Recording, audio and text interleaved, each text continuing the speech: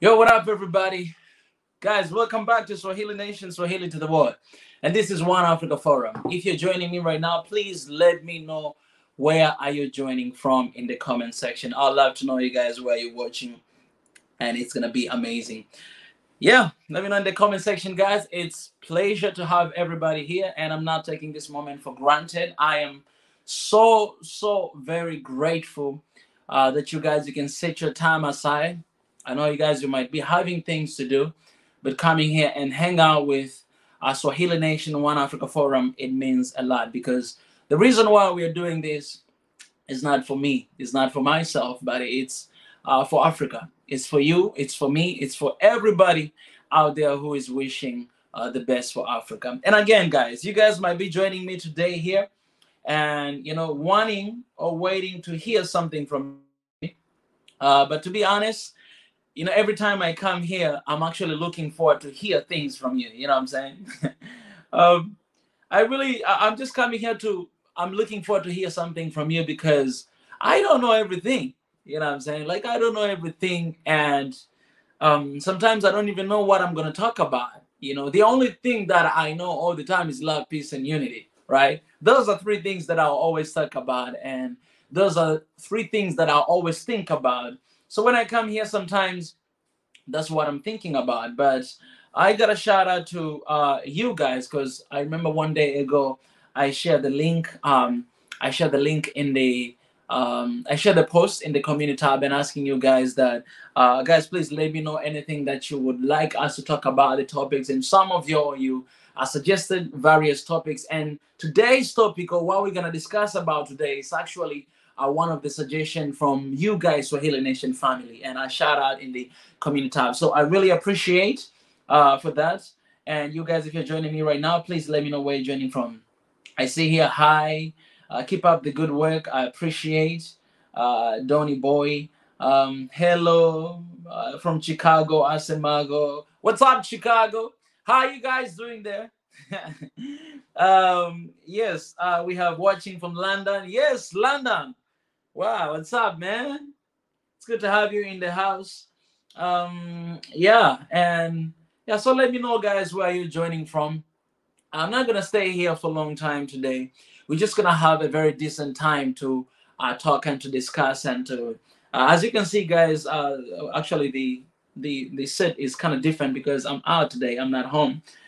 We have kids out there from Scotland. Wow, Scotland in the house, man. We have Chicago, we have London, we have Scotland. Where's Africa in the house? Where's Africa in the house?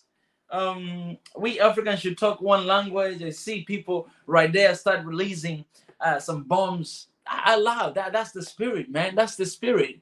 And even today, guys, a couple minutes after this, I'll be sharing the link in the comment section for you guys to come actually to join and to share your opinion as well. As I said, man, this is One Africa Forum, and One Africa Forum is not Mika Forum. It's One Africa Forum. So if you're an African, if you're one of the people that you actually wish the best for Africa, you wish nothing but the best for Africa, then this topic, it includes you as well. So yeah, guys, keep letting me know in the comment section where you're joining from. I want to shout out the house in the room. It's raining right now. Wow, it's raining there. Here where I am, it was raining a lot yesterday, and even when I was doing actual live stream, it was raining. Ethiopian but live in London. Yes, Africa in the house, man. We are everywhere. It's like me, Tanzanian living in South Korea, and it's beautiful. It's amazing. Yeah, Ethiopia. We have Ethiopia in the house. It's always a pleasure, to see Ethiopians in the house. It's so good because my wish, guys, is um, to see everybody, not just Ethiopians, but to see everybody having this desire of one Africa. Everybody out there to have this eagerness, to have this anger of one Africa, that I want to see us having love, peace, and I want to see united. That's my desire, man. That's my desire. That's my desire. Because it's good for everybody. It's good for the whole continent. It's not just for one person, it's not just for one country, it's for the whole continent.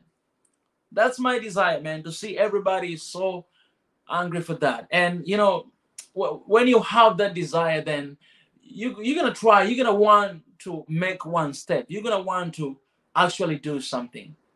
I appreciate for those who joined us the day before yesterday, and yesterday and today is day 3 of One Africa Forum. And we're keeping pushing, man. We're gonna keep on push hard and share and talk. Wake up, Africa. We have from Kub. Yeah, you guys, you better wake up. Keep up the good work. I appreciate a baby. That means a lot.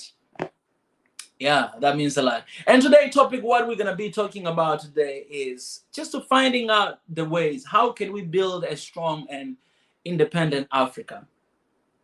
This is one of the Swahili nation family members suggested this, and I think I'll just go there to read. This is what he say. I don't know if it's him or her. It's Yene Amlak. He said we need to talk about how to involve young Africans, about how to be strong and unite Africans.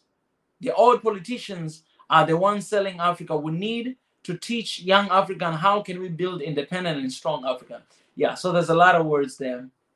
From Yene Amlak. Appreciate Yene Amlak for your opinion and this question. And this is what we're gonna talk about today.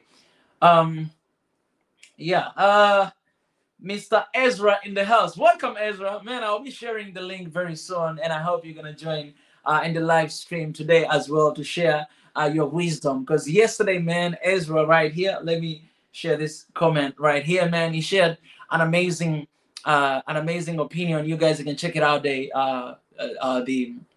live stream of yesterday. But before I jump into this, I just wanna lay down a little bit of foundation before I allow you guys to come and to start sharing.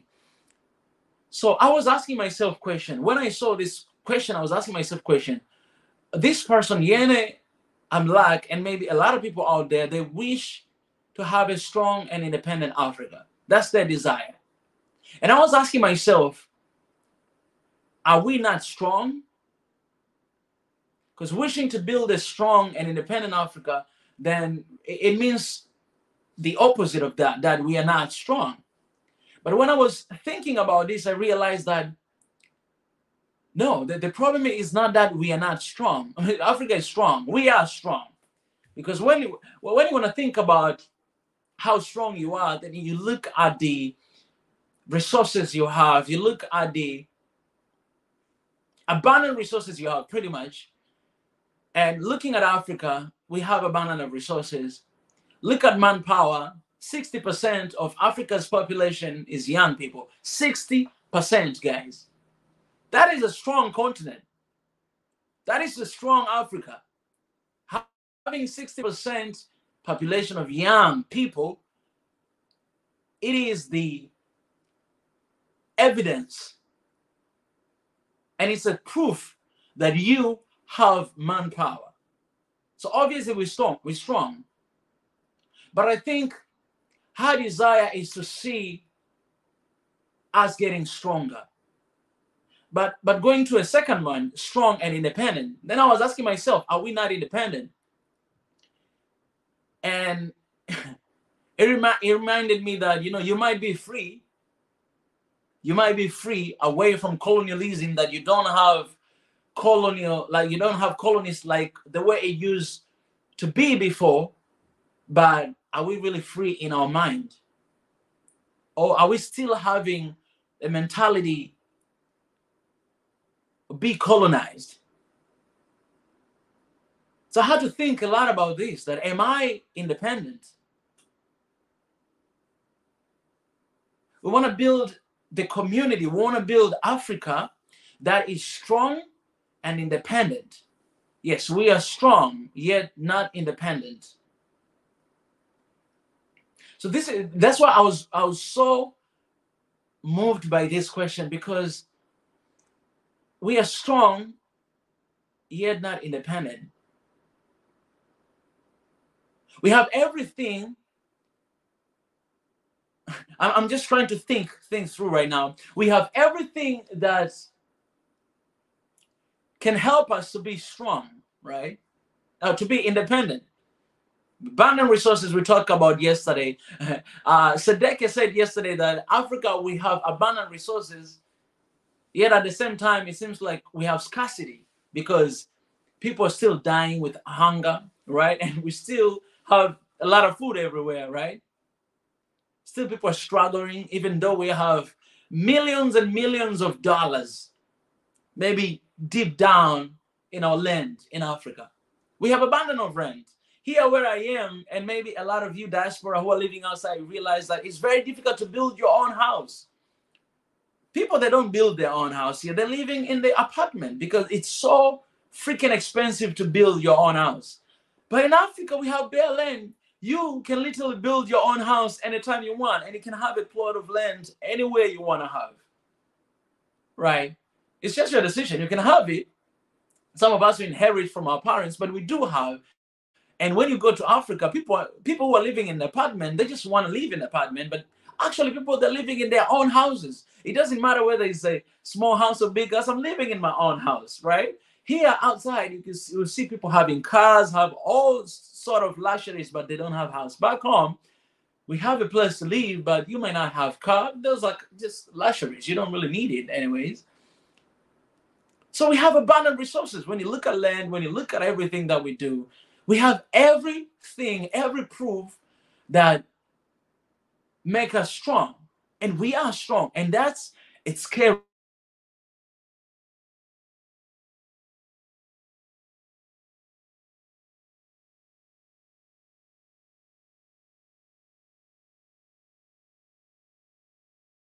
I believe it might be Ezra or Ebenezer, that freeing our mind, like you might be independent, that you don't have anyone who is colonizing you there like the way it used to be. Forget about the new way of colonialism, right? Forget about economic colonialism, because that's another thing that we are struggling with right now. Just to Before I move on, I want to point out something about that. So in the community tab, and not only community tab but also Twitter, I shared this a couple days ago, and this is what I said, because I want to try to build point from there. Our ancestors liberated. Okay, I can share this on the screen right now with you guys so that you may see, and we'll talk about all this stuff. It's just so amazing. Okay, right here, right here. All right, this is what I shared. Our ancestors liberated Africa from colonialism. Now it is the time for us to liberate Africa from economic colonialism. I shared that, I believe, 1 week ago, that our ancestors, remember Julius Kambarage Nyerere, Kwame Nkrumah, and so many, Haile Selassie, and so many giants, Nelson Mandela, so many giants, back in the days. They did an amazing work, an amazing sacrifice. Sacrifice, man, an amazing. Just think about Mandela, man, going to prison for those years, and he was actually offered a deal that, come outside, and we're gonna let you come outside if you give up fighting against apartheid. You know what I'm saying? But what he said no. So he was willing to stay in the prison for all those years to fight for South African people, for black men, to liberate them from the colonialism, from all. I want to say something that is not inappropriate. I'll keep that. All the things that they went through. He was willing. This is one man. He was willing, man. If you don't know the history of Nelson Mandela, please check it out. He was willing to stay in the prison and even to die. And he was offered a chance to be free if he would just give up. But he couldn't. He couldn't let it go. He couldn't let it go. Literally, his entire youth, age, he was spending time in the prison. so that black men can be free. This is one man's sacrifice. And a lot of people who were there, of course, fighting for the right to liberate them. These are our ancestors. I think about my own president, Julius Kambarage Nyerere. Even Nelson Mandela, when he was doing that, you know, until right now, guys, Tanzanians, when they go to South Africa, we don't need like visa. It's free to go there because we actually supported South Africa during that war. And so, because when Nelson Mandela, he actually ran away from South Africa and he ran all the way, he came to Tanzania and he didn't have any paper documents. But our president, Nyerere, he actually gave him a free pass to come inside the country without any paper, without any document, and he stayed there for some time. And that's why we have special connection. We have special relationship with that. But my point is, all these great people, you can think about the founding fathers of your nation, the sacrifice they made so that we may be free from colonialism. And we are here now, free from that. But we are facing another big challenge right now, and that is economic colonialism. Not being independent. We're strong, yet we're not independent. We're strong, we have everything, yet we're not independent. So I was thinking, why we cannot be independent? Why it seems like it's impossible for us to be independent? What's the reason why? This is just my personal opinions, right? You guys, you'll be able to share your opinions as well. Why? Then I realized that first, of course, we're working with our mind, right? If we know that we're strong, then we know that we can do it. We know that we can do it. But the second thing is that we need unity. Unity. This independence I'm talking about Africa's independence. And Africa's independence, there's no way for us to be completely free if we are not one and if we are not united and if we are not fighting together and if we are not supporting one another and if we're not working together towards the same destination, and that is freedom, completely freedom. Can we be completely free? I don't know about that, but I want Africa to be independent. I want Africa to be independent, to be free from economic colonialism, because right now that's what we have in Africa. Believe it or not, colonialism is still happening right now, but it happened in different forms, and that is colonialism. Look at the budget of your country or my country or any other country. Look at how many aids coming from outside. Then you realize that, oh, we are not really free.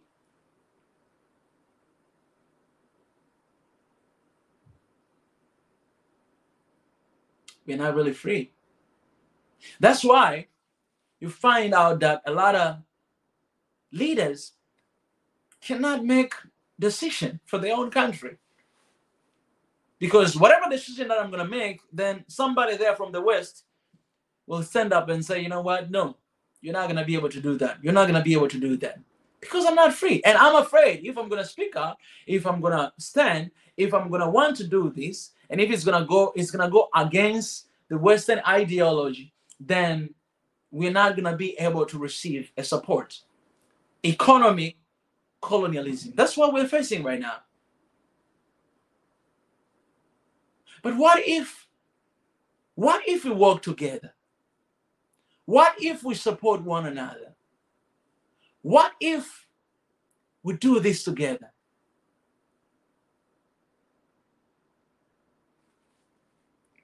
We're strong together. We are very strong together. That's why we are talking about this. How can we build a strong and independent Africa? That's what we are trying to talk about today. How can we do that?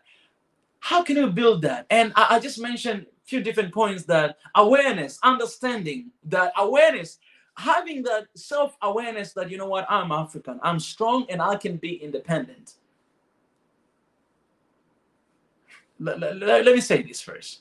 Don't get me wrong. Everybody needs help.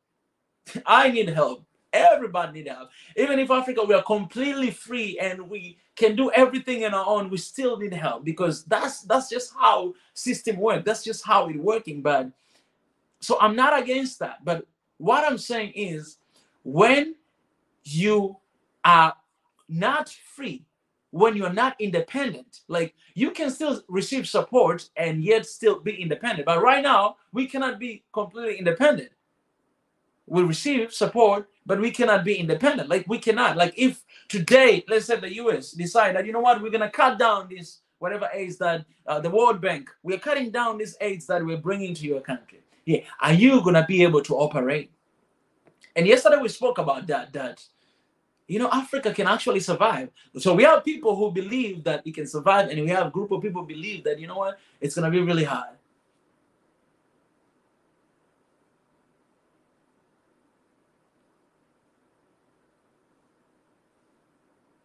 Man, I believe in Africa, and I believe in Africa so very much. And I believe in that 60% of young generation. I believe in 40% of old generation Africa. Man, I believe that we need to have this awareness. And I believe, and my message or my cry is for us to work together. It's for us to be together. It's for us to stand together. It's for us to be together. Twende pamoja. In Swahili we say twende pamoja. It's like, let's go together. That's my cry. Let's go together. Forget about the differences. Forget about things that they separate us, things that divide us. Whatever it is, forget about them, because it's not because they're not important, but they cannot help us in the battle that we are fighting. They're not there to help us, but they're there to destroy us. They're there to change us. I was really hurt, I want to point out something that happened back in the days, and no offense to South Africa, but I remember the time when xenophobia, I believe, when it happened in South Africa. It was awful. And you hear the reason, people saying that, you know what, this is happening because you are coming to our country, you Nigerians are coming to our country and take our job. We cannot stand that. Man, I was watching the news. It was awful. Like, people, they were killing the brothers, African brothers and sisters with stones, man, like not a human being, like stone somebody like that. Like, blood everywhere. My heart, man, it was in so much pain. It's still, even right now, it's still in so much pain, because, man, those blood is still crying before God. And sometimes, maybe that's why sometimes we cannot get out of this thing, because, man, when you do stuff like that, do you expect God to bless you? Do you expect God to bless your country? Do you expect God to bless your nation? If things like that happens, killing your own brother. Remember what happened to Cain and Abel. If you know the story of Cain and Abel, then you know that Cain, he was so jealous of Abel because his sacrifice, it was accepted before God. And what he did, he told him that, you know what, Abel, let's go somewhere. They went somewhere on the mountain, and he turned back on his brother and he killed him. And I remember God, he told him that, you know what, where is your brother Abel? And he was like, I don't know, am I the keeper of Abel? That's what he answered. But he told him that, the blood of your brother is crying before me. Is crying before me. And so because of that, God cursed him. He cursed Cain.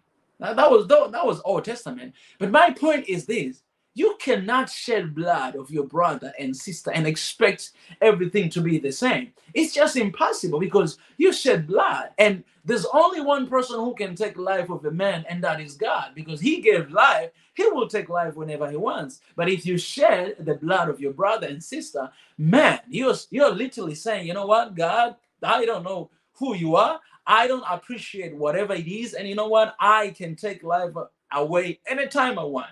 And when you do that, you cannot expect God to be on your side, and you cannot expect him to bless you. And that's why, first and foremost, we need to have self-awareness. We need to have understanding that you are my brother, and I am your brother.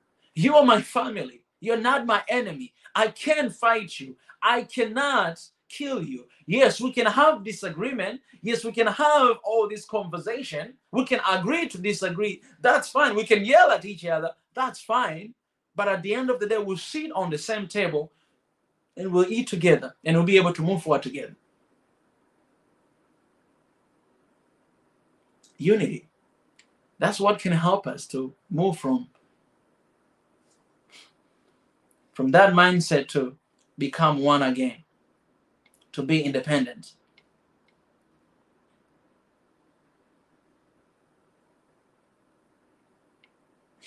I'm going to go ahead and to share the link in the comment section, because I feel I already lay foundation enough. I'm going to share the link in the comment section and allow you guys to come to share your opinion as well. There's a lot of comments here, guys. I appreciate for stopping by. Let me know where you guys you're joining from. And you guys have been here. I shared the link in the comment section. Please, I already laid a foundation of what we are talking about today. I want us to communicate. I want us to talk about this. How can we work together? How can we build a strong and independent Africa? We want to see changes. We want that. Our ancestors liberated Africa from colonialism. Now it's a time for us to actually liberate Africa from economic colonialism. And we have to work together. Let me read comments as I'm waiting for you guys to come here.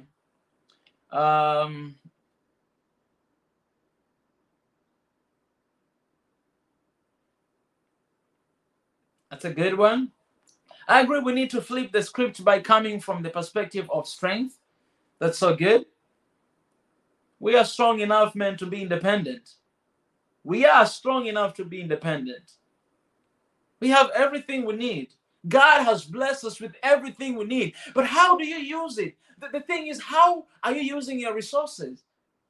You cannot ask for God to give you some more, but what he has given you, what do you do with it? So we need, of course, when it comes to leadership, I'm trying my best not to talk a lot about leadership, because we can blame leaders as much as we can, but we have a part to play as well. But we need to be faithful with what we are given. What we have been given, we need to be faithful with that. My brother, welcome.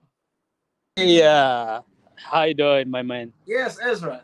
I don't know. The volume is not that high on my end, so I can't hear you properly. Let me see if I have to do something on the speaker. Yeah, can you hear me though? Hello, can you hear me? Oh, okay. Yeah, I don't know. I can't hear you. Can you hear me?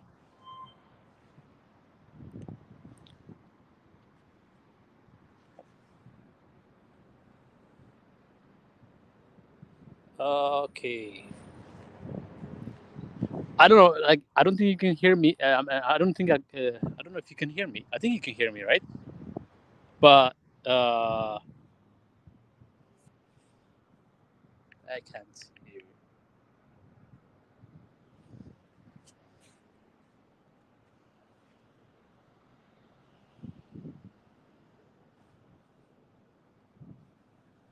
Okay.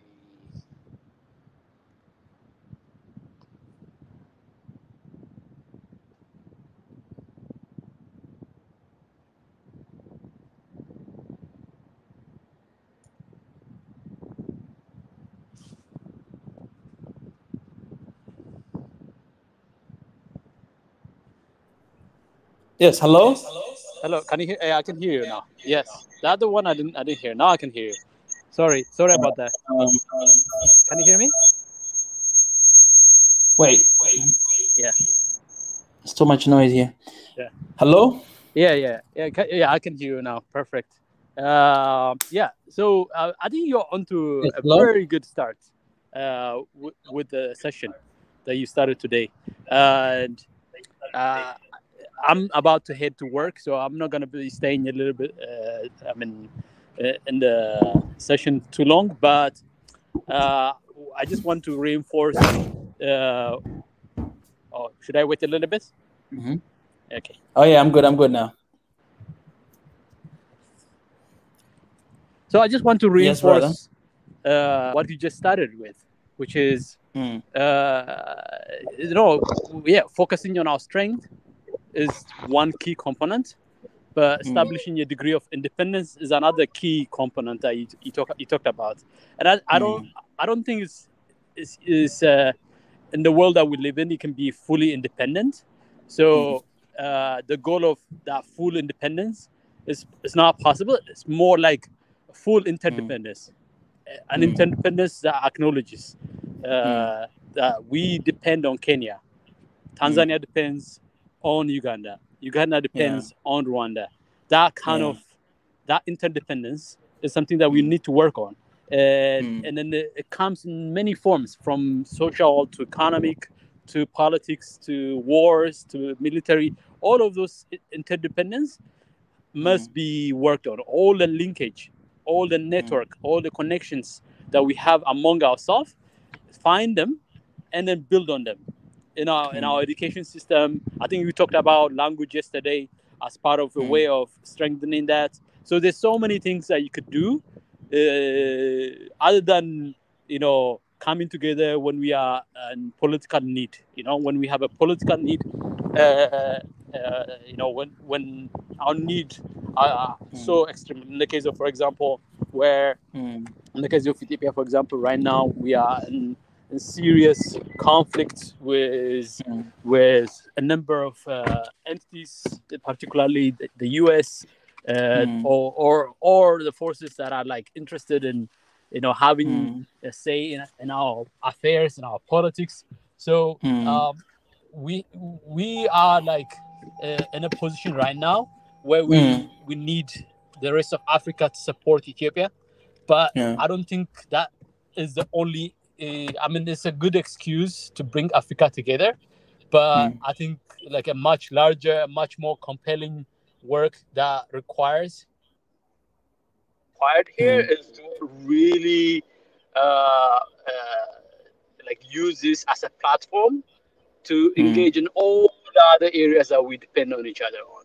I think we need to have. So you started that conversation where, we have a lot in common, and that is part of our strength, but we also have a lot that we share. That's part of our connections. And strengthening these connections in all the possible field, using crises that have emerged in recent years as a basis of that connection. The crisis of climate, the crisis of economy, the crisis of politics and society.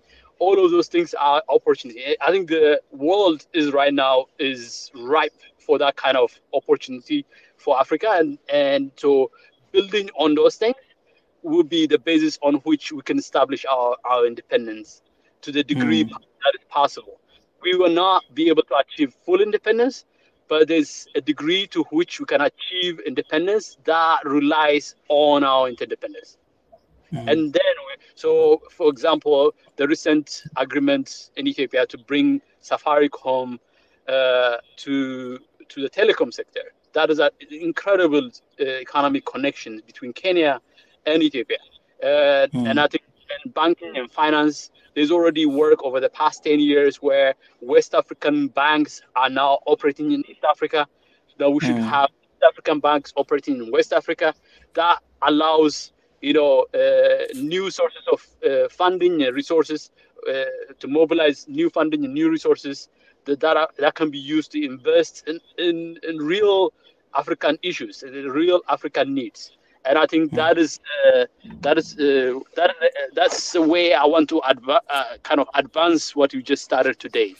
I don't know if that comes across in clearly, but this is what I would suggest as another angle to what you just talked about. How do we establish independence? And in a very real and substantive way is work on the things that matter to us, things that we care about, things that connects us and link us, and build on those. That's amazing. That's good. Caleb, do you have anything to add? My brother just mentioned it, like it's very good. He really mentioned it very, very well. First of all, to be free from the neo-colonialism stuff that's coming at this time. First of all, we should resolve the things that we have between the African countries. First of all, I think the major issues of lots of African countries is border, and this is the basic these are the very serious things in African continent in terms of countries. So first of all, like even like at this time, Ethiopia is taking a good role in terms of this stuff, like Mm. like trying to make like a common compound that we those countries use. Like I don't know if you see it or not, but Ethiopia and Kenya at this time are working on the Moyale border. We have a common border called Moyale, and there is an Ethiopian Moyale and Kenyan Moyale. We make that place free from that. So like we solve that problem. So when you solve these kinds of border problems, people can move from one country to another country just freely, because there is a highway that connects Ethiopia and Kenya. So there are, at this time, when you solve problems and when you make integrations between two countries, you are gonna bring an economical integration between them. So Ethiopia is gonna rely on the ports of Kenya than using the port of Djibouti, or like it's gonna be like we are gonna have multiple choices to use, and there's gonna be a more economical integration of these two countries. And even Mm. when there is an Can, economical integration, yeah. there are Can I, gonna can be a I political integration too. can I reinforce what our friend just said? I mean, let me give you an idea. So we have Okay. Somalis in Ethiopia, we have Somalia and Somalians, and we have Somalis in Kenya. Now, Mm. when you make the border soft borders, like the way he suggested, the way the Moyale the Moyale border between Kenya, and I'm sure Kenya and Tanzania also have similar situations, and Yes. I'm sure we can give examples. Now, the relationship that has been established between Somalia, Kenya, and between Somalia, Ethiopia, and Eritrea has resolved a lot of the issues between the Ethiopian side of Somalia and the Somali side of Somalia. So by by respecting Somalia, Mm. Ethiopia has effectively made the issue that the issue of the issue of colonial borders that was caused that divided communities, Mm. like that divided communities in between people of Tanzania and Kenya, between people of Ghana and Burkina Faso, between the people of Zimbabwe and Zambia. So by making those borders soft, meaning that the way our friend described, we are effectively making those things non-issues. Mm. The Yeah, way the colonial masters divided Africa is and granted independence, their catch was, we've divided the people of Volta in Ghana with the people of Volta in Togo. So by making that kind of border, kind of dividing, ethnic groups into different nations, they were hoping that Ghana and Togo would never come to terms because of that tension.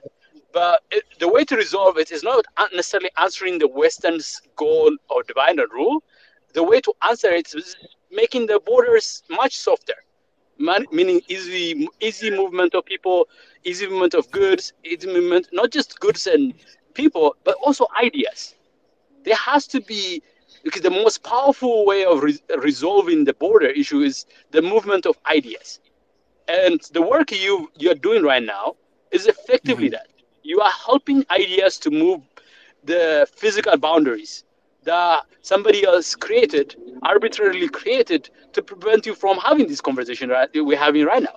Because we're having this conversation right now, the border between Tanzania and Kenya, because you have it like so much vested, uh, uh, most of your character comes from that your Tanzanian experience, Tanzanian history, and Ethiopia doesn't have that like degree of connection because of the not just the physical border, because of all these historical barriers that have been placed on us. But by making those borders soft, we are crossing boundaries even when boundaries don't exist between us, Mm. and we're building relationships and connections in ways that is going to be a source of collaboration for all sort of issues in Africa, all sort Mm. of issues that we haven't even yet figured out yet that those issues exist.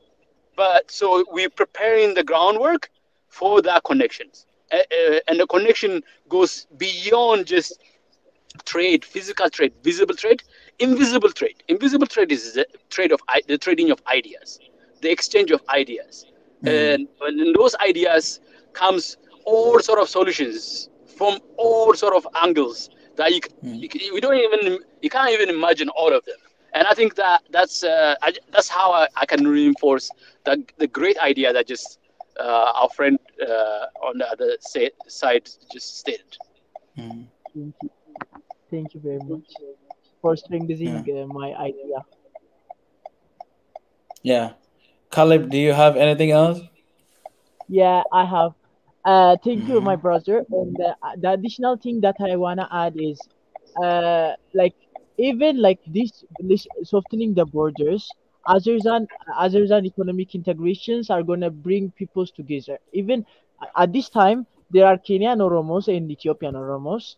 So as my friend mentioned, they're gonna be integrated. So this is gonna be a very big step than you think, Mika. Like this is the very big issue in Africa. In my opinion, like haven't you ever heard about news that the Ethiopian borders with Sudan, it's just normal. The Ethiopian borders with Somalia, they are trying to attack us, and the people are killed by that border conflict. Imagine if these border conflicts are solved, and if there is a soft border between these two nations, and every country, African countries, is integrated by soft borders and have solving their border issues, and even making some integrational stuffs like you guys are doing. The EAC is working very hard. Like I appreciate Kenya, Tanzania, and African countries, Swahili speaking African countries very very much. These countries are very doing well in terms of integration, and like I'm hearing lots of positive things about these countries. Like imagine if you guys be integrated, and at the same time if the Horn is integrated too, and every parts of the African continent integrated as you guys do. Imagine what kind of Africa we are gonna have. Even if we solve these kinds of situations, the economic growth is gonna be very very very very fast. And even if they don't want us to grow, it's gonna like we are gonna grow. They can't Yeah. limit us. Like, and even like I'm appreciating lots of things that are being built in Rwanda. The gold factory that they have, the chocolate factory in Ghana, and different infrastructures that are built in Ethiopia, thanks to our prime minister. Like this stops. Even we gain like after softening our border with Somaliland. Do you know what we gain? We're landlocked, but we gain a port. Now we have a port at this time. We have 90% share of the Somali land port Berbera. So when you soften borders, even you can get the things that you don't have. Like we don't have ports. We are landlocked. Ethiopians are landlocked. Thanks to Meles Zenawi, like thanks to the secession of Eritrea, we lost our port. But now we have ports because of strengthening our relationship with these neighboring countries. But there is something that Somaliland lacks, and there is something that Ethiopia lacks. So when you have something to share to your neighbor, and you may gain something that they have and that you lack. So integrations are gonna start like this. Everything is gonna start step by step. But softening border is the biggest solution for Africa. This is a very big step for every African countries. And even at this time, thanks to our prime minister, he's doing on that stuff. Now he make a border a solution for Kenya, and now he's doing with Eritrea, Djibouti, Sudan, and South Sudan. Somalia. He's doing, and Somalia too. That's very hard to do, but we are trying to do that. But like you may, like it's you may struggle because even there are terrorist groups in Somalia. But when you like you are gonna just try it, and like try to make a best decision that you can, and everything will go in step. And if God is added to this, everything will go on. And Yeah. like everything will go on. Like trust me, but the border solution is a very big solution for me. That's the thing that I know. can I say, Mika, like a little bit of what you just said earlier? I mean, this is Yeah. like you said something about like, we actually won the fight for independence from colonialism, and you Yes. mentioned, the story of Julius Nyerere. Julius Nyerere, without cannot be, if you are speaking about independence, if you don't mention Julius Nyerere, you have no clue Yeah, about that's true. the struggle for Mm. independence. And the thing about that independence, it wasn't that individuals were passionate about independence, but these individuals actually shared that and put Yeah. together a set of strategies. And the case of Yes. apartheid is one example. That fight to liberate South Africa, oh my God! Every leader that had achieved independence for their country, as soon as they achieved independence in their country, they joined the fight for apartheid. And Africa took that fight to the world stage and won it at great cost. I can guarantee you, at great cost. I can assure you that one of the reasons why the Emperor Haile Selassie was overthrown was that fight. That fight resulted in him losing. He chose to side with Africa. Ethiopia was the only independent country. He said, strategically, we have to side with the rest of Africa, and that came at a great cost for empire that had ruled Ethiopia at different level of strength for thousands of years. So they put the empire, the ruling class of that empire, put their stake on the table, and as a result paid the price dearly. But as a result, also Africa gained a lot of independence. I mean, we know, in addition to what you mentioned about Julius Nyerere providing access to Mandela to travel, Mandela also traveled all the way to Ethiopia, got passport under a pseudonym given to him to be an Ethiopian name. And Mandela talks about in his book about visiting Ethiopia for him way better than visiting Paris or Washington. I'm not exactly quoting. I'm paraphrasing this, but he talks about how it made so special. It made a special thing, the most special thing in his life was visiting Ethiopia, visiting a country that has stood for independence and struggled for independence. But I can say this about Tanzania. I can say this about Ghana. Ghana's work to help Guinea in their fight for independence in the 60s. That is a key thing that the Ghanaian leadership and the sacrifice they made as a result of that is something worth mentioning. So, but what is that an indication of? The fight ahead of us.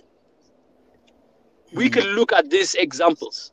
Yeah. We could look at True. colonialism, the way we defeated colonialism, and we could look at now and the sorts of neo-colonialism and post-neo-colonialism, or how we can fight it. We can take that inspirations and actually believe that we can actually win it. There's ample evidence to suggest Africa can win it. Yeah.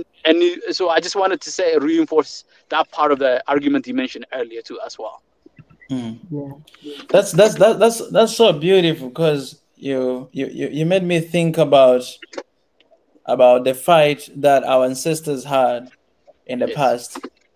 And when you fight against somebody who came to your house Yes. and is acting like he's the father of their house Yes. and treating you as a slave in your own house, and you still have to fight that person and you win. What about us right now, the battle that we have? That means this is the battle that we can win if we look to our ancestors and to look at the history, what really happened in the past, and knowing that, all right, we can be independent from the Westerners, but we need to collaborate with one another. We need to be there for one another. And one thing about borders, we talk about borders, but one thing that about borders, that I think one of the issues that we are facing is trust. most of African countries, we don't trust each other. Yes. Africans, I'll say, we don't trust each other. So it's true, we want to loosen up the borders and make it easy for economic integration. And I think it's happening right now. When you look at East African Communion or, ECOWAS or these different organizations that we have, but how can we get rid of that? Like, because we need to trust one another to be able to collaborate, to be able to open up the borders and having free trade between one place and another, and not just trade, but in so many ways, in so many atmospheres. I think if I was to I don't want first, it's not an easy thing to resolve in this conversation. So I first want to acknowledge that it's not an easy assignment.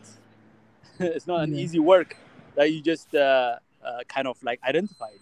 But at the same time, there are indication that if you given time, our natural predisposition in Africa is to connect.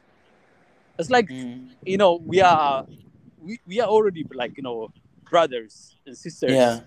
And we have already like inherent, naturally given inherent qualities that connects us. So what we have is all these artificial structural blockage that have been imposed on us over the past 100, 200 years. So what our task is systematically dismantling this thing and patiently working. So that's patience. The patience, in some terms they call it strategic patience. Like really patiently dismantling as we set our eyes for that connection to be back to what it was. So we're not kind of making the effort to connect each other in a very artificial way. We are trying to have that natural connection reestablished. But the structural and artificial blockages that exist between us, it takes time to dismantle. So we need to have that strategic patience for doing it. But the other component I will give is how do you accelerate that process is by taking advantage of what appear to be crisis. So in the case of, for example, Ethiopia right now, this is a perfect example right now. Ethiopia is in a major crisis right now. That are in huge part are internal, but in large part they are also African. And those crises are partly imposed on us, but partly is also an indication of homework that we should have taken care of decades, centuries ago that we are now having to resolve. So we take this crisis, and by Africans coming to call us around and sympathizing and empathizing with the challenges that Ethiopia is facing right now, and by helping Ethiopia go overcome it and use that as a basis of African collaboration, African connection, African coming together. So crises like this can be used to accelerate this or catalyze the thing. So the thing that would take 100 years, you can cut it to 10 to 15 years. So using this crisis as, so two things I said was first is recognizing the complexity and the difficulty of dismantling, a very complex set of boundaries that have been set on us, artificially set on us, to go back to our traditional connection, African connections. That takes time, but to speed it up, use crisis as a means of really like addressing this issue. I don't know if that makes sense. Yeah, it does. It does. Kuru team, welcome back. What up? What do you have to say, brother? What's up? How you guys doing? Hi, Kuru. Yeah. How are you, Israel? I'm good. Good. Yeah, I just it's a good conference that you guys are having right now. I just want to point out that when we talk about independence, what kind of independence are we talking about? Are we talking about economic independence? Are we talking about political independence? Because, for example, you take South Africa. South Africa was economically, politically independent, right? But Not economically though. Are you talking about like mind independence? I mean, which independence are we talking about? Okay, so we have to clear it. We should make that clear in the first place. So because the topic is kind of vague. It is like, okay, we're talking about independence. Okay, because let's be specific about it. That's one point I'm trying to make. And the second is let's be practical. All right.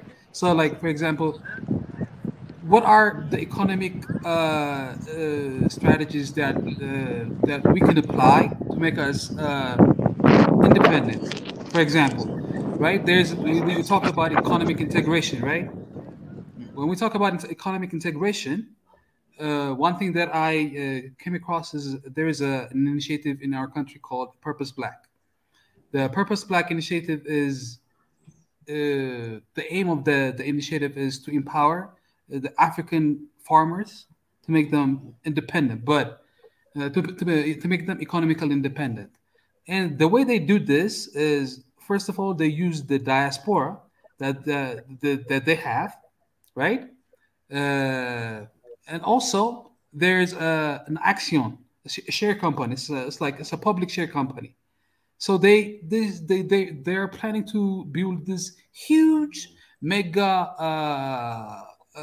farming and I mean uh, farming and retailer wholesale products, wholesale shops and stuff like that. Yeah. So I mean I think that's very smart. I think that's a very smart initiative. That they use the diaspora. They use technology. They use technology to improve farming. They provide seed capital for the farmers. Okay, so the farmers can have this huge commercial farming, right? And also they provide what you would call it tractors and stuff like that, right? Agricultural inputs, and so that I mean that's practical, all right. So what they do, and then they use technology in terms of to to mitigate, like not mitigate, but to eliminate the middle what you call it, the brokers, right? So that's like creating directly to consumers, not like what you the brokers are the one who increase the prices, who decrease the prices, who play in the market, but they empower the farmers. So for example, in our country, like most of the population are farmers. So if you empower the farmers, then the farmers will have good capital to invest in other sectors like retail or whatever, right? So I mean, this is a good initiative. Like they provide this. This is it's a share. It's a share. It's a public share company. So you have the public share company, and you have the knowledge from the diaspora. You have the knowledge from the people that they buy share from. So I mean that's a very very interesting initiative, right? And then you provide technology, you provide the infrastructure, and hey, independence, economic independence for the farmers. That's where you can start. Yeah. You can check it out. I mean, check it out. The Black Purpose. It's a very very very interesting initiative. Huh? Yeah. So I mean, those kind of measures are the ones that we can take in order to reach whatever I mean goal that we set for ourselves. Yeah. Can I say something a little bit about this? Yes. If you Yes. allow me. Okay. I mean, I like the Kuru's idea, but I want to just throw a little bit of a pinch of salt to it. Okay. It's not an objection to these things. I am of the view that all of the above is always a solution. Like this is one of the all of the above. So the answer to is like large scale, mega scale, wide set of collaboration. But the problem with that, the problem and the challenge which we already have, that we've been doing that over the past 50, 60 years in Africa, where we bring together, large scale project, huge project, mega stuff. But the scale of problem gives you an indication that that's not enough. The scale you mentioned earlier, 60% of Africa population is very young, and I can be very specific based on I know and the other people also know it. Ethiopia, for example, is about 70% of the population is under the age of 30. That's about you have about 30. I have about 70 to 80 million people in Ethiopia right now under the age of 30. I mean, you can imagine if you are running a country like Ethiopia and you have that large scale people looking, aspiring for opportunities, and so when you come up, the problem with mega scales, they don't resolve this really deep and wide set of demographic challenges that Africa is already facing right now. And in African countries and African governments, that's one of the challenges they face. So it's a natural predisposition to go to the big solutions. But the organic, but the micro, the little ones are also equally powerfully relevant. So and how do you do that? Is we have to have ways of an African democratic system, that empowers the small actors, the little actors, the ones that are employing 1 or 2%, so that they can employ a third and a fourth person. And so you combine that with this large scale mega efforts, you have the power of addressing multiple angles of this independence issue. Yeah. So I wanted to add that a little bit. Mr. Isdra, sorry, I agree with the point, but I don't totally buy in the notion that having large like medium-sized and small scales, of course, yeah. Now the topic we're talking about, like unity, right? So when we talk about unity, it's not like one nation or like one sort of people, like one group. We're talking about Africa, right? When we talk about Africa, so we should think big. We should think like large scale initiatives, right? So the point I was trying to make is that it's not like having big that needs very intensive, capital intensive projects and stuff like that. I'm not referring to those things, but I'm talking about. You remember yesterday we talked about the system. So this system is something that is new, has never been done. What if like each person from Tanzania, each person from Ethiopia, each person from Somalia, each person from whatever can buy a share, have a common vision, for example, right? So this initiative, they proposed like a mega agro processing complex. It's an e-commerce marketplace. They have e-commerce marketplace. They're planning to build like hypermarkets and big supermarkets, right? So, and a chain, like a value chain, they have like a different set of value chains to bring forth the product that come from the farmers to the consumers. So, look, so I mean, where did they get the capital? From people. People buy shares for this initiative, right? And also, what this initiative provides? Technology and capital, technology, and farming tools and stuff like that. For example, like in our country, what is the most important? Well, not the most, the most challenging aspect of the farmers are the most challenging problem that the farmers are facing is lack of technology, like because they use the traditional farming method, right? But if you provide like the technology that you have, like we have the mobile apps that we can develop mobile apps, right?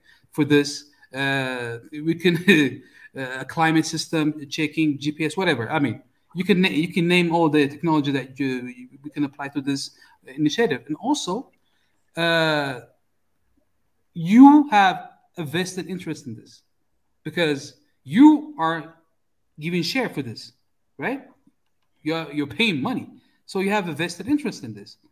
That's a common vision, and also you can benefit for this. You can benefit for this, all right? So. I mean, this is very. I do get you. Yeah. I actually support it. I actually support that.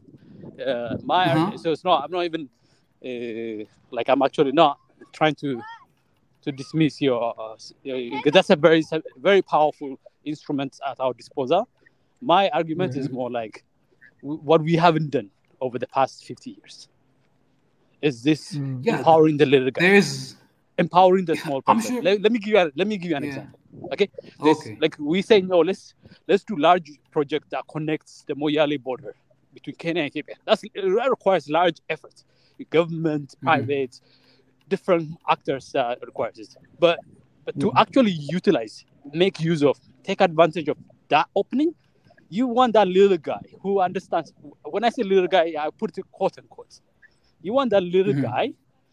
I don't mean little in the sense of a person, a human being, but little in the sense of micro and small scale other micro initiatives. So that person who knows and understands the language, the context of the Moyale border between two sides of Ethiopia, who understands the opportunities that exist within nearby at a very localized level. We have a lot of people like that don't get empowerment, from access to funding, to finance, to education, to know-how, to information, to data. So empowering and giving a degree of agency to... so by the way, I'm in a running track right now, so there might be a little bit of noise, okay? No worries. Okay, it's okay. Bear with me a little bit. Okay? Excuse me, sorry. So that is the kind of work that we haven't done as well as we should have done over the past 56 years, that we should be part of the suite of solutions that we need to bring to the table. And so that requires an African version of democratic participation. That means so that we can hear and understand at a micro level what is the sentiment, what is the sense of, what is the aspirations, what is the agency that we can capitalize on, what individual agencies that are in the African resilience, African entrepreneurship that most Africans use just to survive. How do we turn that into tribal pathway to thrive as opposed to a pathway to survive? So that's the point I just wanted to add to what you already asked. That's very good. But here's the point, though. Here's the point. Okay, so I mean, whenever you craft any policy or any strategy, right?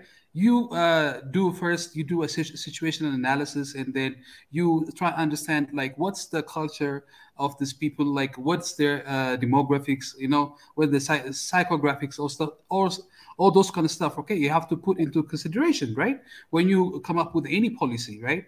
So okay, when the case that you're talking about are the case of startups. Startups start like they're very small. They're very small initiatives, right? Like in nature, they're very small entities, startups. But okay, we Africans, right? Okay, so what is our way of life? What is the way our community are structured? So we have to think of that. We are a very communal life. We're not like an individualistic type of people living in the Western countries. Okay, so the mind, the mentality, has to be different. It has to be different. I mean, the way we approach the policy, I mean, it's not going to help us if we take the case from Thailand or the case from Singapore and then try to apply it here. That doesn't work. And if you bring any policies from, for example, like the communist policies, and then you put it into Africa, it's not going to work. You always have friction with the because you have not really understood the psychological and the natural makeup of the people. Africans, we live in communities. We are very social creatures. Like I mean, of course, every human is a social creature, but like Africa, we live in communities. Okay, so when you think of this kind of initiative, so you have to think of, okay, so how can I feed a system that really benefits these people? So that's what I was trying to. I think, Guru, like, is a slight bit of misgiving. When I worked in Ethiopia, I used to work in Butajra, working with smallholder farmers. Okay, That was the argument I used to get. Oh, some of the ideas are like too individualistic, too Americanized. That, yeah, I agree with you. But that misses a huge point. Africans are social, communal. That means the community needs and the community agency is as important. But they are also not dismissive of individual agency. That is a misconception of the African psyche, the African psychology. Africans are equally as powerful when it comes to individual agency as you think about. So I'll call Africa more like a continent that has figured out the dichotomy of community and individual agency. They figured out.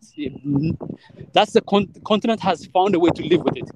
We come to the Western society, too individualistic, but it's a society that has not really come to terms with the social nature of society.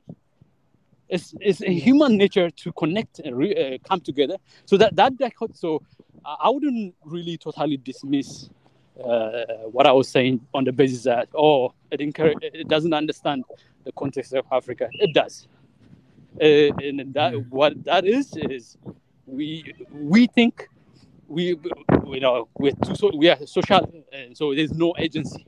There is the degree to which what that agency is.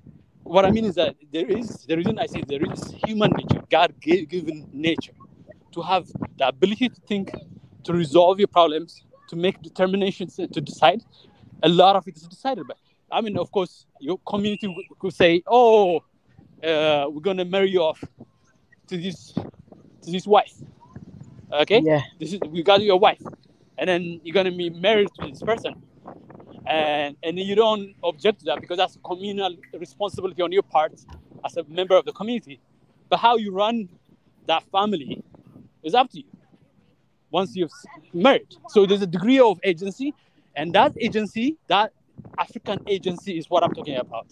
Individual agency that needs to be empowered in order to resolve. Because if you don't get the 700 to 1 billion people of Africans on your side of the argument, and then you tell them, you have to expect 100 years, wait 100 years to resolve this issue, you're going to lose them. We can't wait 100 years to resolve this. We have about 10, 50, maybe 50 years to figure this out. And in order to optimize that, we need to tap into this area of African psychology, African mentality, African attitude, and then tap onto that. Not impose the entrepreneurship of the West, but take advantage of the strength of Africans to really have a degree of independence in resolving some of their economic, social, political issues. And I've traveled in enough part of Africa to notice and experience what I'm talking about. That's what I'm talking about. But I think this conversation has turned into a debate. I don't want to turn into a debate. Okay. But before you say anything, Caleb, I wanna throw out this question. This is another totally different question. I really appreciate your insight, guys. Because you guys are Ethiopians here, and I want you guys to help someone, and I want us to help like someone right here. There's someone commented in the comment, and he said, "I will never call Ethiopia as African brother," and he say, "You guys need to read genocide Ethiopians committed in Mogadishu."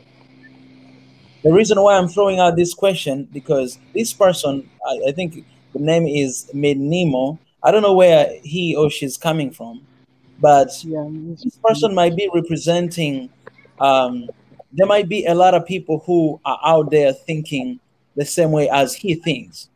Yeah. And I think this is not, it's not a good way to move forward if we really want to have that love, peace, and unity, and that unity that we want for our continent to dwell in the past. So I really want to give you guys a chance if anyone has anything to say about this particular brother right here. Maybe it can be even a time for healing for somebody out there. I think part of the resolution, sorry to butt in quickly, but I think part of the solution is atonement on our part. We need to really atone to some of the things that we we participated in, whether knowingly, unknowingly, whether it was intentionally designed by design or by accidents or coincidence. I mean, there's all sort of like, I mean, we had the Somali invasion of Ethiopia in the 1970s, where hundreds and thousands of people were killed as a result of that. We haven't had atonement on that aspect of it.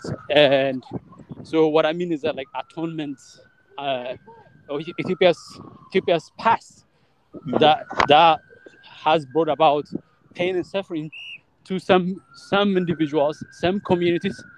Ethiopians must come to terms with those things and say, you know what, those are errors and mistakes that we will not repeat. We can't go back and change history, but we will not repeat it. And I think that kind of attitude is like, instead of being on the defensive, it's like, oh, we didn't do this or we didn't do that.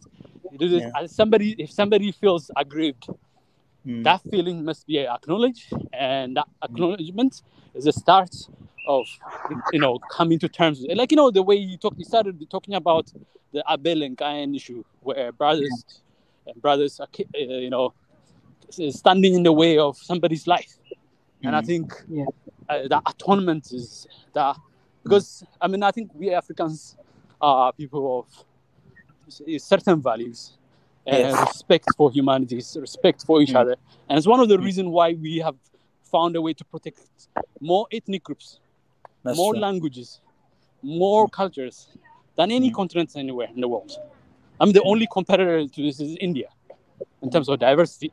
But there's no place in the world that can say we've protected small minority groups that don't have the arms and the political means to protect themselves, but we provided them shelter and protection, and despite all the many challenges that African has gone through. And to me, that's an indication of an African psychology, an African strength that we need to bring to bear, which is like the forgiveness, the reconciliations, the discussions, and the truths, and the true interaction of African countries and African people, to talk about some of the mistakes that we've made, some of the errors, some of the bad judgments that have been made by some of our leaders. So that's my point on that one. Even Yes, let's Caleb. In my opinion, for this comment, what I want to give is that Somalis and Ethiopia should learn from Ethiopians and Eritreans. At the time of Ethiopian and Eritrea war, we lost lots of peoples, we lost lots of families, and as Somali, Eritreans also suffer from lots of Ethiopian stuffs, and they even lost lots of boundaries that they have, and we even lost that too. But at last, the thing that we do is the solution is gonna be peace and unity. When you can't, like, first of all, sometimes there may be mistakes. There may be some things that we do in the past. But first of all, that as I said yesterday, that doesn't represent the whole Ethiopians. And even if it represents the whole Ethiopians, peoples may make mistakes. And like at that time, we think that we were defending our country, but at that time we were even affecting peoples. To defend our country, we do that, and we affected peoples. We affected lots of normal peoples that doesn't attend in the political issues. But this is not the Somali and Ethiopia that we have. Our people are integrated, and also we are neighbors. So thinking negative things about each other is not the step that we need at this time. We are brothers. Brothers may have different things that made them mad to each other. That made them made them beat each other. That made them different stuffs. But at last, brothers are gonna come together and sleep in the same bed and live in the same home. That's the thing that we learn about brothers. And brothers at last are going to be forgiven and are going to forgive for everything that they do. And they don't take it serious because they think that it's a mistake. And if the bigger brother think that a small brother can make mistakes and accept that and accept his apology and keep being his brother. So I think we should take a lesson about this. We are brothers and we are living in the same compound. We may have lots of things that we do in the past, but now it's a new day. So we should forgive each other. And for my Somali brother that write this comment, in beside of my all Ethiopian, my fellow Ethiopians, and beside of my all Ethiopian community and other peoples that attend on this war, I apologize for the things that we do on you guys, and we accept your apology if you don't even apology at the time of invasion. We suffer a lot as you guys do too, but I accept your apology even if you don't apologize us. I accept the things that you do. That was just a mistake that you guys do, and that was just a mistake that we do on you. So I apologize for that. The things that was going on. Hey, This that was incredible. I second this that. I second that. this Incredible. this right here, this is what it means to be an African. This is Africa's spirit right here. Yeah, You know, yeah, right. this Africa's spirit. That's why I love Africa so much because guys, there's a huge not misunderstanding. There's a huge tension between South Korea and Japan, and it has been here for years because of what Japanese did in the past. I learned the history of Korea, and I've seen how much they actually did to Koreans back in the days. But up to this very moment of having this conversation, they do not want to acknowledge what they've done in the past. They didn't apologize. They didn't say anything about that.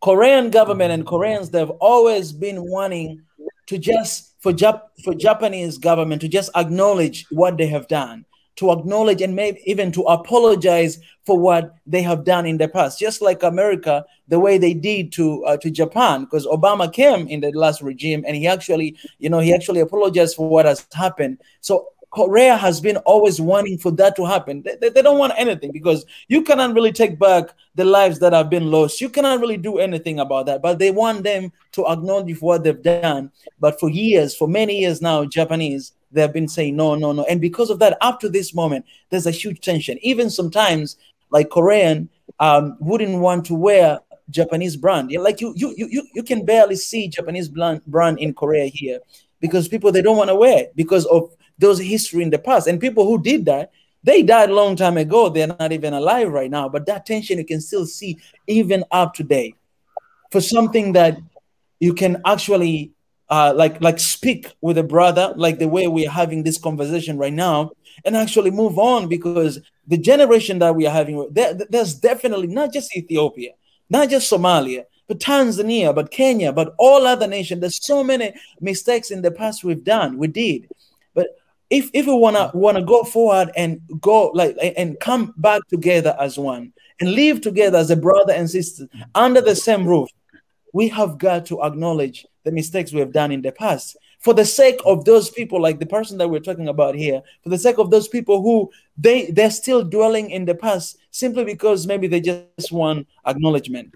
So I really wanna appreciate you, brothers. I know this is not really easy all the time because we all make mistakes. Not on you.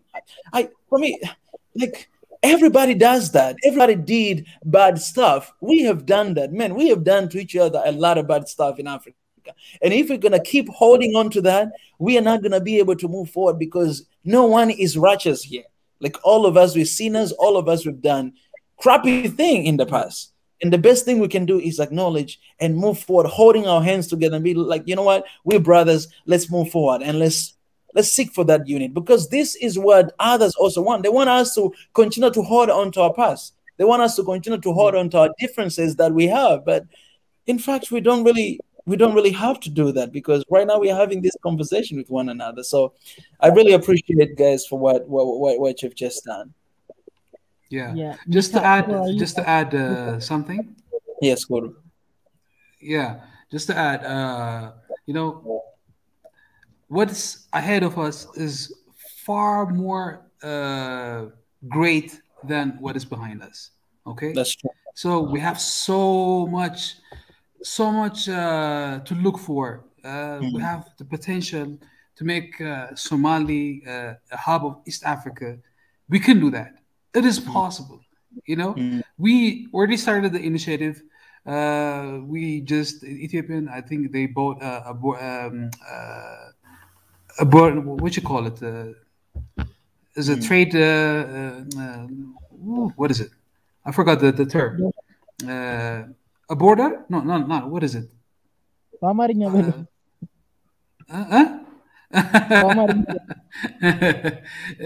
a port. My goodness, a port. We just bought a share. Yeah, in Somali, right? There's in Somaliland or Somali something. Yeah, and I mean there is a potential for growth. There is a potential in this region and all in Africa and also, but there is a huge potential in this region if we just can put what is behind us behind. Okay, so that's the point I was trying to make. Yeah. Can I add a little bit to this? Just a little bit.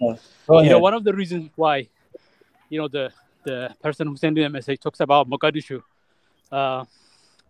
and the atrocities committed by Ethiopian forces in there. Sorry, I'm a little bit out of breath because I'm exercising at the same time I'm talking to you guys. So just bear with me on that. No worries. It's a serious and it's a real atrocity committed by the very same regime that the Ethiopian government is fighting now. And as you can see, the relationship between Somali and Ethiopia has fundamentally altered since the new reform process started. And part of it, I'm sure privately, I hope they do this. Privately, the conversation is we've had bad policies as Ethiopia towards Somalia.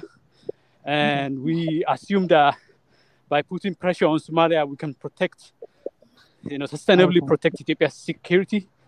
But there's a realization right now, Ethiopia's security is not guaranteed by its military force in Somalia or its imposition of its will in Somalia. It's by helping Somalis overcome this enormous challenge that they've faced over the past 20, 30 years. And that's the new approach. And I think so it's also an indication of who we are battling against in Ethiopia right now. The ideas and the notion that group represent. When I say this, it's not in total acknowledgement of Abiy's government. I mean, I have reservations about its democratic credentials, and I'm hoping and waiting to see it more down-to-earth democratic process where people can participate in who governs them. And I think so we are in that direction, which the direction is good, but how fast that's happening, I have issues with that. But that said, the conflict that I see in Ethiopia, part of it is this tension between how Ethiopia enforces its vision, its values, and its security, as it's through the might of its military force or through the ideas and the values that the country stands for, the people of Ethiopia value. I mean, the people of Ethiopia would not, if they were given a chance, a referendum to say, should you commit atrocities in Mogadishu? And they would say, absolutely no. Most Ethiopians would say, I don't know if there's anybody who would say that's the thing that we support as a policy by our government. So, and I think that big future ahead of us require us to take as many of our people, African people as possible forward. And part of doing that is the acknowledgement of mistakes and errors and the utter unreserved recognition. I think you talked about the example of Japan and Korea. That's a big thing. I mean, their atrocity is even much more pronounced and much more clear. There's no debate about it. Japanese atrocity in China, Japanese atrocity in the Manchuria area of China. That's part of China. Is not recognizable now, but is so central to the start of the Second World War. And then Korea was a colony of Japan, and their atrocities well documented. And then even that well documented, they are not acknowledging it. We're talking about, the level of atrocity. I mean, there's no one atrocity that's smaller than bigger than other. If it affects one person, that's more than enough to acknowledge. But we Africans are doing a very good job, or beginning to do a very good job of acknowledging some of these things. And then this conversation that we're having right now is part of that. Yeah. Yeah, Mika, before I leave, I want to say something. I'm going to leave now. Okay. First of all, thank you for giving me this chance because I'm going to leave now. Thank you for giving us the chance to talk about our continent, to talk about our identity that we are proud of. I'm very proud African, and I'm super proud Ethiopian. I wanna thank you for giving me this chance, for everything that you done. And the second thing that I wanna say, for every young generation in Africa, because the majority of African continent is composed of young generation, and the most educated generation that is found in the diasporas and that it was taken by scholarship, I wanna say, don't forget your continent. The thing that I wanna say, there are lots of genius Ethiopians in other countries, in other world. They doesn't even think about their country. There are some diasporas that doesn't mind. They just get the position that they want. They just achieve the money that they want. They can't get that position in this Africa. They can't get that position by that much cost, that by that much wealth that they get in the other countries. But I wanna remember them every time. For every diasporas that are abroad of Africa, please don't forget your continent. Don't forget where you come from. Don't forget where you originate. Because to go there, these African peoples contribute a lot for your life. Peoples to go abroad, these peoples contribute a lot. So for every young generation, diasporas that are out of Africa, all Ethiopians, Tanzanians, South Africans, and every African nations that are abroad, I want to say something. Please don't forget the thing that you come from. Don't forget your origin. Don't forget that when you live in a peaceful life, your brothers and sisters in Africa are living in a very poor life and are even aided by the governments that are Western and that influences them. So these diaspora communities are gonna be a very key are gonna play a very key role for everything that's gonna occur on the development of Africa. So the thing that I wanna remember for every diaspora community out of Africa and abroad is that don't forget your origin. Thank you, Mika, for giving me this chance. Thank you, Kuru, and the other one. I don't know your name. Thank you very, very much, my Ethiopian and Tanzanian families. And we are all African. Tutashinda. Tutashinda. Appreciate, Kalim. God bless, man. God bless you, Mika. And all of you. Yeah. This is beautiful. Thank you. Thank you so much. Guys, yeah, guys, do you have final words? I'll give you a chance again, and I'll be closing up this session for today. My final word is you are onto something here. Okay, you've started a conversation. You can imagine, like, we're not necessarily experts on Africa issues, but you can see how ordinary Africans have so much knowledge about Africa. I mean, in this case, statistically, it's mostly Ethiopian, but at least, I'm not saying we represent all Africa, but from my experience, spending a huge part of my life in some part of Africa, Africans, we know a lot about each other. We understand each other, even though to a large extent that's now visible. But this is an indication of that, the kind of wisdom and expertise that we bring in, even when we are not deeply experts in the things that we talk about. So I really support you. I acknowledge what the incredible work that you do, and I like the humility and the gentleness of your audience. So Kuru is I'm mentioning him in this case, how he's eloquently, but at the same time gently, putting across ideas and opinions while respecting each other. And that, to me, those are the things that I encourage. I want to encourage you to continue to do what you do, and I really appreciate the opportunity to really share my thoughts and ideas and have a platform like that. So That's my last word. Thank you so much, Ezra. Thank you so much for coming Thank again. you, guys. Thank you, Ezra. Yeah. Okay, thank you, guys. Bye. Okay. Bye bye. Before I go, I want to hear. Sorry, before I go, I want to hear Kuru. So. Okay. I just want to say, we Africans, we Africans have what it takes, have the power to influence our generation, or the next generation. Okay, we can do it. So I believe in us. I believe in Africa. I believe in God. So God help us to do that, Yes. and we can make it the changes. That's just what I want to say. That's amazing. That's beautiful. That's beautiful. All right. That's Thank you, beautiful. Mika. Bye. Thank you, guys. Okay. All I will right. Thank you continue so Bye. much. listening to you in the background. Okay. I really appreciate it. Thank you. All right. Bye. God bless. God bless. Well, guys, it's amazing. But right before I finish, I appreciate Kuru, Caleb, and Ezra for coming here today again and share your heart and your opinion. This is just shows that your heart for Africa, it's huge. And I know some of you here that are watching, you might have, wanted to come and to share something, but maybe you didn't have a chance. So a lot of you I've seen in the comments, you guys sharing your opinion, sharing your hearts in the comments.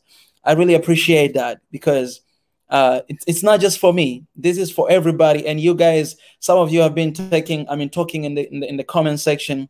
That's amazing. This is how we bring Africa together with all of our differences. And for you guys who came here and raised your opinion, it has been amazing. Even myself here, I'm learning.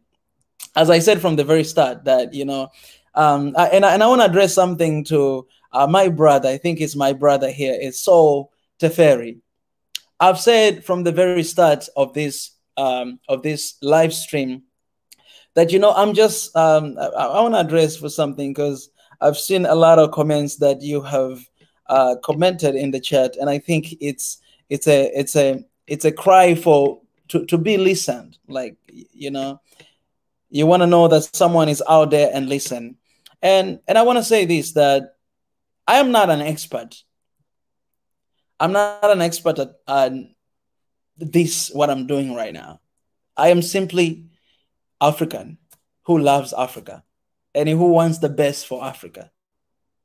That's what I want. And me being African and talk about Africa, it qualifies me to do what I'm doing today because I'm African. That should be the only reason why we do what we do. That should be the only reason for me to share and to ask everybody to love one another, to spread peace, and to be united with one another. That should be the only reason that I am African. Who am I? I'm African. And so I'm here. I'm not an expert in this. And everybody who is joining here, Mr. Ezra, he shared very well that we don't pretend to be experts, but we are here to share our hearts. These are just ordinary folks with different expertise. I graduated from university here, and my major is economics. It's nothing about political science. Maybe I will start later in the future, but it doesn't have to be political science. It doesn't have to be about school, but it just have to be about ordinary folk who love Africa and who wants the best for Africa. I wish I can just have someone who never been to school, a farmer, someone who just come here and share that, because those lives of those people matters a lot. Caleb, he said it well that he was talking to diaspora that please do not forget Africa, because you might be living good life there, but there are normal Africans here are struggling. They don't have food to put on the table. Caleb, he said it right. I want those people to come here to join this One Africa Forum. I want those people to come here and to share their heart about Africa. I really want them to do that, because those are people that our leaders, sadly, they cannot even listen to them. It's hard to be listened because they cannot go to certain places.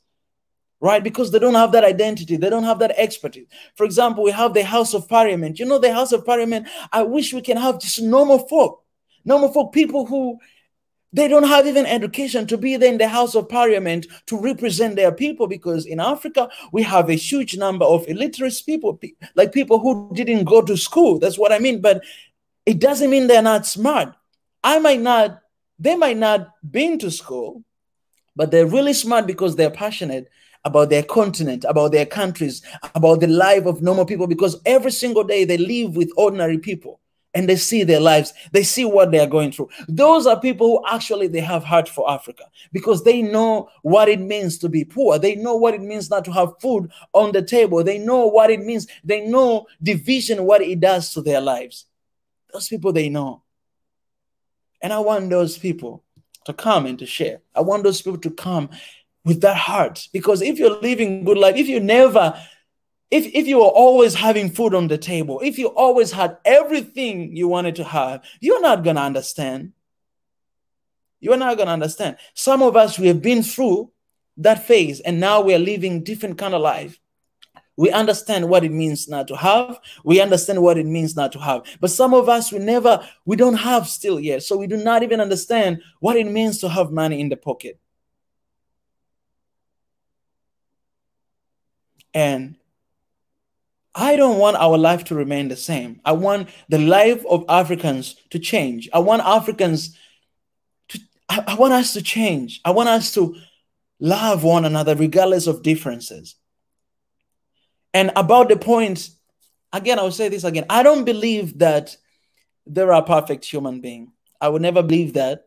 I don't believe that, because myself, I'm not perfect.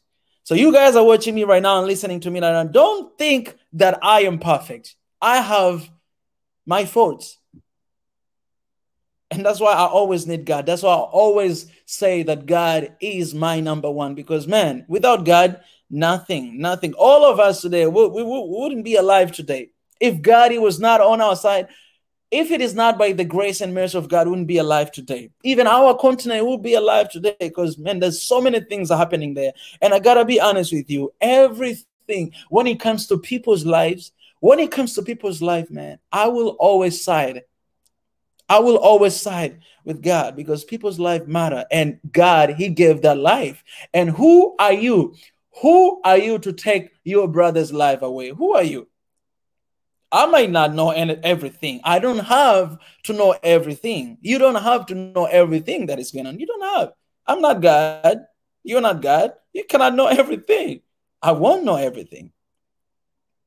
But one thing for sure that I always talk about, that I always address in my videos, in all the videos that I do, I always say is this: that we can still love, we can still spread peace, we can still be together, live in harmony and unity, regardless of all the differences we have.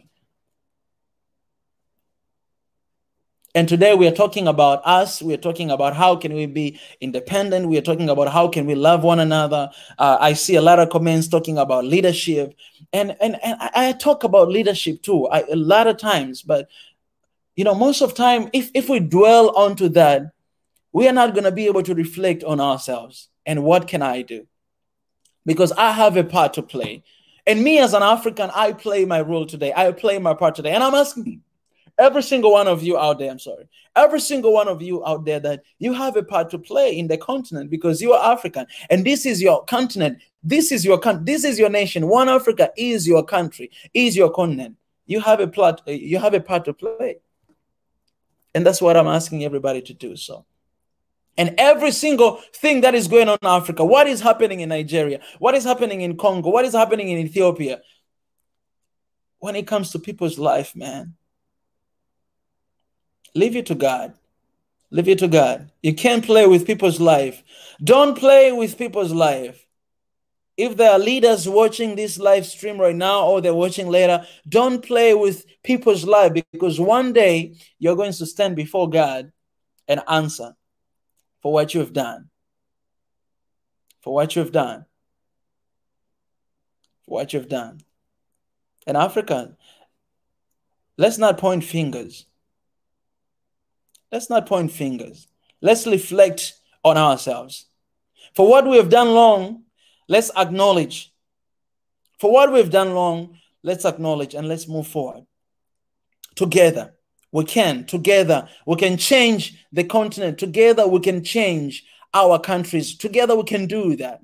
You cannot do that alone. Even our leaders cannot do that alone. They need support. They need support from our people. If you're a leader and you're leading a country and people are not supporting, how are you going to be able to bring development? How are you going to be able to execute the plans and ideas you have? You need people to stand with you.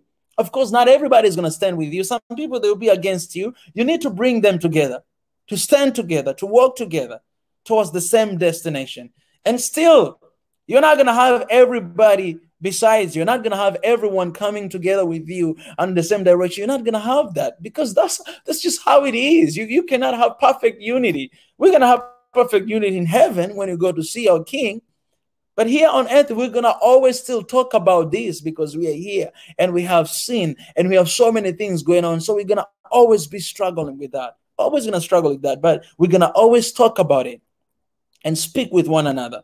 That, you know what, Africa, we must come together. We must come together. We must love one another. We must spread peace with one another. We must live in harmony and peace. Forget about rage. Forget about anger. Forget about that. It cannot do anything to our continent. It cannot do anything to our lives. My mom always say this, and I always mention this in Swahili Nation. My mom, she always tells me this, that Mika, my son, to forgive is to heal your soul. When you forgive, you heal yourself. You don't forgive for someone else. You forgive for yourself. When you let go, you heal yourself. You heal your heart, man. When you have grudges against somebody, you're just destroying yourself, because that person might be living a perfect life out there, even forgetting what happened, moving on and just living a normal life. But you are not forgiving. You are hurting yourself. You're not doing anything. You're not doing anything good to yourself. To forgive is to heal your soul. And my request, my final words to Africa, let's forgive one another. Forgive. Forgive. Forgive. Forgive. Forgive, man. Just forgive. Just let it go. Forgive. Forgive, because believe me, or not, but God is at the midst of that pain you're going through. The struggle, the pain that you're going through, God is there right next to you, and He's experienced. He's feeling it with you. He's there. He's holding you, feeling it. And you might be wondering, like, why, if there's God, we wouldn't be going through all these troubles. We'd be going through all this death and all this tragedy we're going through. Where is God? Where the heck is God? And why are we going through this? And I'm telling you, this world is not our home, and God is here still. Our home is somewhere else. And you might be complaining and wondering, where is God while we're going through this? And God is looking at you and He said, my son, look on the bright side. This world is not your home. One day you're going to come back home and you're going to live in perfect peace. You're going to live in perfect unity. You are right there in this world because you're on a mission. You are on a mission, and the mission is to preach. The mission is to speak. The mission is to share love, to love your neighbor, to love your brother, to love your sister, whether they are perfect or not, whether they are your enemies or not. Love them, embrace them, forgive them, walk with them. That's what you got to do. And one day, man, one day, all these troubles you are going through, we're going to rest in perfect peace. And that will be with our Father in heaven. I'll be with our Father in heaven. That's where we're going to rest. But as long as we are alive, man, we're living in this world, we have a mission to do. We have something to do, man. And that is to continue to fight. And that is to continue to fight. If loving our neighbors was easy, it wouldn't. Like, we would be just loving one another. But it's a hard job to love your neighbor. It's a hard job to love somebody who is doing something wrong to you. It's a hard thing. You got to let go. You have to sacrifice to love someone. You have to sacrifice some part of you. When you forgive someone, you're literally letting go of whatever that has been done wrong to you. You're letting go of that. And that is sacrificing something, because when someone has done wrong to you, you want to get mad. You want to get angry. It's a human nature. You want to do that, but it doesn't do anything good to you. Trust me, it doesn't do anything good to you. Anger doesn't do anything good to you. I'm not saying that that person hasn't done anything wrong. But anger, it doesn't do anything to you. But what's the solution? Is to go and to kill your neighbor because it's done something wrong to you? Hatred cannot do anything. Hate is devil's language. He loves it. Hate is devil's language. He loves it. And he wants you to continue to hate. He wants you to continue, because at the end of the day, man, it's not going to do anything good to you. It's going to hurt you. It's going to eat you inside out. In Africa, my request is let's love one another. That's what God is asking us to do. That's what we have to do. There's so much freedom, man. So much freedom in loving your enemy. So much freedom in letting go. When you let go, man, when you let go, it's just like when you are in the parachute and you want to jump. You want to jump, man. Like you are really scared. Like you don't want to jump. You're really scared. You say, how am I going to be able to jump? You're really scared. You're really freaking out that maybe I'm going to die or something. But when you let go of everything, when you let go and you jump, you'll feel that completely freedom as you're on the air. And then you realize that, oh my goodness, it's just like a bird. Not everything is going to be perfect, because you're going to face some obstacles as you're jumping, as you're on the air. You're going to face some obstacles. Maybe you're going to go down and you're going to realize that, you broke your legs and your arms and everything. But you know what? That feeling, that experience, it's worthy sacrificing for. And that's why I'm asking you guys today to forgive. Forgive. Forgive. I read some comments and say, let's not hold on to the past. Sometimes it's so hard, it's so difficult to move on if you keep holding on to the past. But of course, we can acknowledge what has happened in the past, and we can move towards the same direction, the promised land, the land of love, peace, and unity.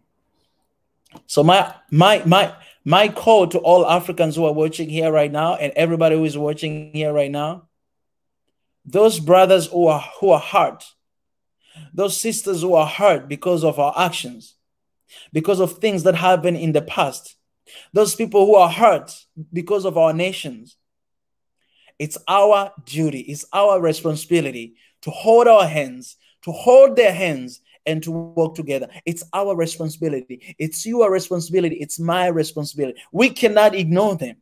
We cannot ignore them because they are brothers and sisters. They are Africans. We cannot ignore them. We cannot afford to ignore them. If your neighbor is not at peace, you are not at peace. That's what I say all the time. If your brother is not at peace, you are not at peace. If your brother don't have food to eat on the table, you should not have food to eat on the table. That's African spirit right there. Let's hold them. Let's hold them. Let's not leave them there and be like, you know what? Oh, they're just negative. You know what? They're just, those people are hurt. They're not negative. They're hurt. They have legitimate reason why they're feeling the way they're feeling. And you cannot ignore their feelings. You cannot. They're hurt. What are you going to do about it? We have to be responsible. We have to be responsible. Africans, we have to be responsible. So for things in the past, yes, we are moving on from that, but let's be responsible for that. And let's look toward the same goal. I'm telling you, do that. And you will see if that person is going to still like back there and hating on you. If they decide to do that, then it's on them. It's on them. But we have done our part, and that is holding our brothers and sisters, our hands together, and working together towards the same direction. Let's love one another, and you'll see what it's going to do to our continent. You'll see what it's going to do to our countries. Let's do that. Even when our leaders do something wrong, let's love one another, people. That's what matters. We're the one who put those leaders up there. Let's love one another. Let's hold our hands one another. Let's do it. Because if we live in perfect union, if we live in that way, then man, it's going to be very easy to expose them. Very easy. But we are so divided that we cannot do anything. But on the ending note, I'm not going to end there because I don't want you guys to feel very depressed for what I've said. God is with us. God is with Africa, man. And God is raising younger generation, that will change this continent, that will change our country. God is on the move and is doing that right now in your country, in your heart, in your continent. God is doing that right now. He's on the move, man. He's on the move. And you know what? The best thing you can do, just jump on the boat, because man, the train is leaving. You can't be left behind. The train is leaving, man. The train is on the move. You cannot be left behind. And God is on the movement to change Africa. And I'm telling you, the cries of Africans for many years, God will not ignore them. And Africa shall prevail. God is watching over them, and God is calling over them. God is calling all the angels. Hey, Mika, Mika, not me, Mika. Oh, Gabriel, come here. Go, and do something. Go do something. Because God is on the move. And the cry of Africans, your cry, your pain is not in vain. Your tears, the tears that you shed before because of struggle that you're going through in your country, God is with you in that very moment. He's with you. And he's holding your hand and he's telling you, my son, don't hate, love. My son, don't hate, love. My son, don't hate, love. Love. Do that. That's my language. That's God's language. Love. Peace, unity. I don't know why we don't talk about this. We got to talk about it. That's God's language. Love, peace, and unity. That's God's language, guys. Love, peace, and unity. It's God's language. If you don't believe that, if you're talking about hate, if you're talking about division, man, you're not speaking God's language, man. You're not speaking God's language. I'm choosing to speak God's language. I want to speak God's language. That's what I want to talk about. And that is love, peace, and unity. What are you choosing today? What is your choice today? What is your choice today? Choose love, choose peace, choose unity, because that is God's love. That's God's love. Guys, I appreciate. I love you. I love every single one of you, man. I don't need to know you to love you. I love you. Those who support, I love you. Those who don't support, I love you. And I'll love you no matter what, man. Because you know what? I'm loved by God. And I don't do right things all the time, but I am loved by God unconditionally. I understand that. I know that.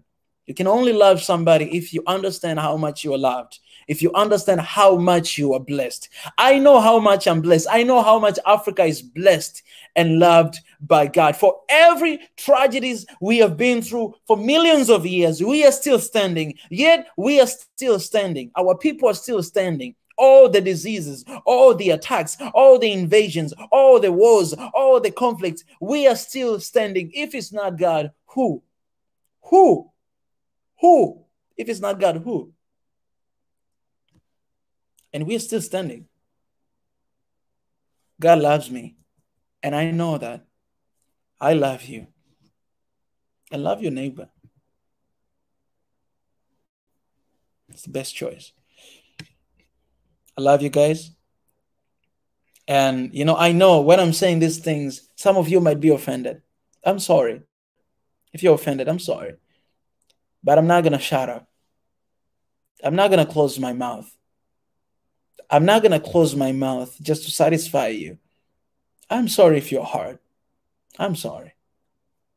I'm truly sorry if you're hard. But I'm not going to shut up.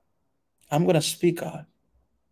I'm going to speak out because this is my mission, to speak out. And maybe this is the reason why God gave me a big mouth, to speak out. My mouth is really big. You see my mouth? And look at my ears. My ears are very small. But look at this mouth. I was given this mouth to speak and, of course, to eat. I'm going to speak out. But I'm sorry. If you're offended, I'm sorry. But I'm not going to stop talking about love, peace, and unity. There's three things. I'll stop. I will talk until the last, until my final breath. God is calling me home. I will keep talking, man. And these videos will live forever on social media. And people will watch. The generation will watch and watch and watch and watch and watch and watch and hear these three things: love, peace, and unity. So I love you guys. Asante sana. Amen. With God's help, we stand. Yes, I think that's like mic drop. Matitibo, with God's help we stand. Doesn't matter your religion. It doesn't matter your ethnicity. It doesn't matter your color. It doesn't matter anything, but with God we stand. Take care, everybody out there. Be safe. I'm praying for you. I'm praying for Africa. Pray for me. Pray for Africa. Let's pray for one another. Let's love one another. Let's spread peace with one another. And let's stay safe. And God is watching of us. So no need to be disappointed. You don't have to be disappointed. I love you guys. That will be my final words for today. I'll see you another day on One Africa Forum. Bye-bye.